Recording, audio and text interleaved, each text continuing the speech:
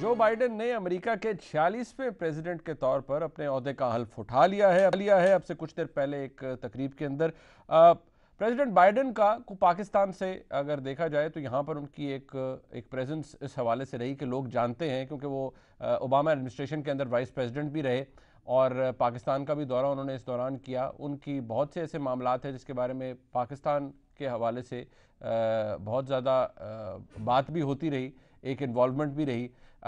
پاکستان اس وقت اور پاکستان کی جو حکومت ہے, ریاست پاکستان کس طرح سے دیکھ رہی ہے اور امریکہ کے ساتھ آنے والا وقت پاکستان کا کیسا گزرے گا, ریلیشن شپ کس طرح کا ہوگا, کیا ویسا ہی ٹرانزیکشنل رہے گا جو پہلے رہا ہے یا آپ کچھ فرق ہوگا؟ مشرف زیدی صاحب سینئر کالمنسٹ ہیں, اینالسٹ ہیں, فارن پالیسی کے حوالے سے بھی ہمیں جوائن کر رہے ہیں اسلام آباد سے. بہت شکریہ مشرف زیدی صاحب. زیدی صاحب یہ فرمائیے گا سب سے پہلے تو کہ پاکستان کے اندر اوور آل فیل کیا ہے جو بائیڈن کے آنے سے, کہ ایک پہلے ایلیمنٹ تھا پریزیڈنٹ ٹرمپ کے ہوتے ہوئے کہ وہ ذرا انپریڈکٹیبل بھی تھے, بہت ہی انکنونشنل قسم کے پریزیڈنسی تھی ان کی اور جو ایٹیٹیوڈ بھی تھا, کیا اب یہاں پر ہماری ایکسپیکٹیشن کیا ہوگی یا کیا ہے آپ کے نتیجے؟ بہت شکریہ منیب. ایک تو یہ کہ میں سمجھتا ہوں ذرا ایک سیکنڈ کے لیے اگر صرف پاکستان سے ہٹ کے ہم اوور آل دیکھیں تو دنیا کے لیے یہ کتنا اچھا یا برا ہے. میں سمجھتا ہوں یہ بہت اچھا ہے. ایک تمیزدار اور ویلیوز والا آدمی, ویلیوز شاید وہ نہ ہو جو شاید میری اور آپ کی پرسنل ویلیوز ہیں, لیکن کچھ بیسک ڈیسنسی اور ہیومینٹی جو ہے ان میں نظر آتی ہے.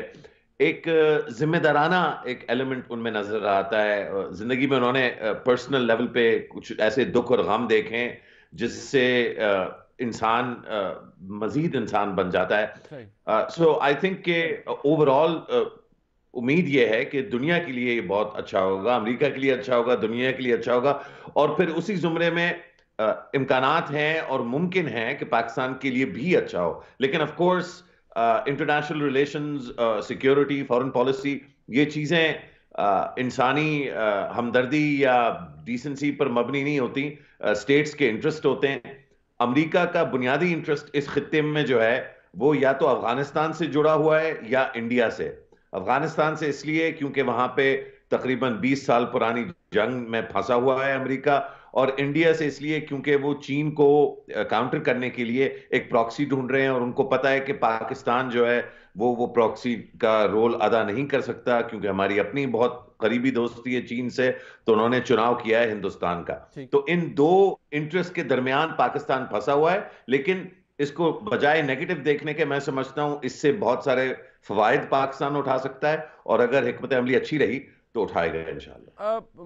یہ بھی بتائیے گا مشرف زیدی صاحب کہ جو بائیڈن جو اس وقت بھارت کے اندر آپ دیکھیے پچھلے کچھ عرصے سے over the period of time جو ہیومن رائٹ وائلیشنز ہوئی ہیں وہ بڑی سیریس نیچر کی ہیں. جو کشمیر کے اندر ہوا وہ بھی اور ہو رہا ہے وہ بھی بڑا سیریس ہے. ڈو یو تھنک کہ وہاں تھوڑا سا کچھ امپیکٹ ہمیں نظر آئے گا جو کہ صدر ٹرمپ کے دور میں بالکل نہیں دیکھنے کو ملا, اس وقت کچھ فرق ہوگا اس پریزیڈنسی کے اندر؟ منیب, اس کا بہترین طریقے سے میں جواب شاید اس طرح دے سکتا ہوں کہ ہم امید ضرور کر سکتے ہیں لیکن تیاری ہمیں بالکل مختلف کرنی چاہیے. یعنی کہ one should always hope for the best. اللہ مالک ہے, اللہ جو ہے وہ رازق ہے, خالق ہے, so we can always hope for the best. لیکن جو تیاری ہم نے کرنی ہے وہ یہ کرنی ہے کہ امریکہ کا کوئی انٹرسٹ نہیں ہے ہندوستان کو ڈانٹنے کا, ڈپٹنے کا, بلکہ جو بھی ہندوستان چاہتا ہے ہندوستان وہ کرتا ہے. اور اگر ہم پچھلے 25 سال میں دیکھیں, ریپبلکن ہو یا ڈیموکریٹ, بی جے پی کی حکومت ہو یا کانگریس کی, یہی ہوا ہے. کون سا امریکہ نے پہلے کشمیر پہ بہت سخت موقف اختیار کیا ہے؟ کون سا ایودھیا میں جو ہوا, بابری مسجد 1992 میں بابری مسجد کو گرایا گیا, 2018 میں یا 19 میں جو ہے ان کی سپریم کورٹ کا جو ہے وہ ڈیسیجن آیا, کتنے بیانات جو ہے امریکہ سے آئے, کون سا سخت موقف جو ہے وہ اس نے اپنایا, بالا کوٹ میں جو ہوا ہمارے سامنے ہوا, یہ ساری چیزیں ہوئی. ان سب چیزوں پر جو بائیڈن بول سکتے تھے, نہ جو بائیڈن بولے نہ اینتھنی بلنکن بولے.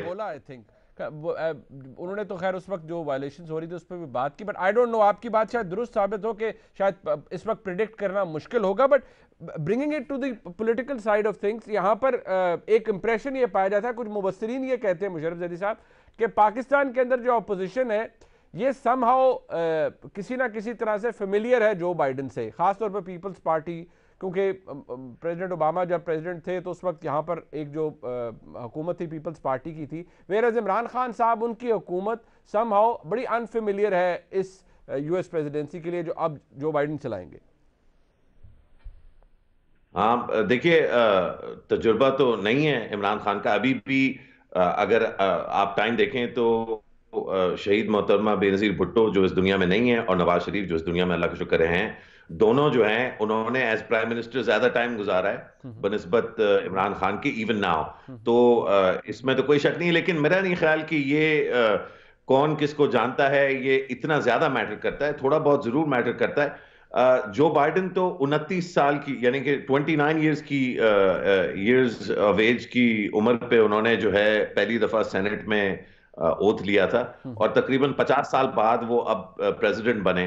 تو بہت کم بڑے ملک ہیں جہاں پر جو بائیڈن کی اچھی خاصی جو ہے جان پہچان نہیں ہے، زیادہ تر ممالک میں ہے، پاکستان میں خاص طور پر ہے، کیونکہ یہاں پر دونوں سویلین اور ملٹری دونوں حکام کے ساتھ ان کا ایک اچھا جو ہے انٹریکشن رہا ہے، کم از کم 2009 کے بعد سے تو بڑا ریگولر رہا ہے، اس سے پہلے بھی رہا ہے۔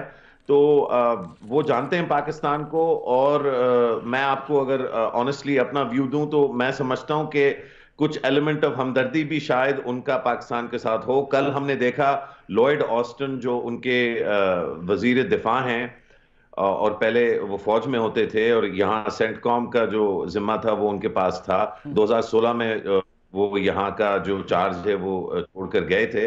تو ہم نے دیکھا کہ ان کے بیانات میں بھی ایک انڈرسٹینڈنگ تھی کہ پاکستان کا کیا موقف ہے، اور پاکستان نے کس طرح سے اس خطے میں اسٹیبلٹی کی طرف جو ہے وہ کنٹریبیوٹ کیا ہے۔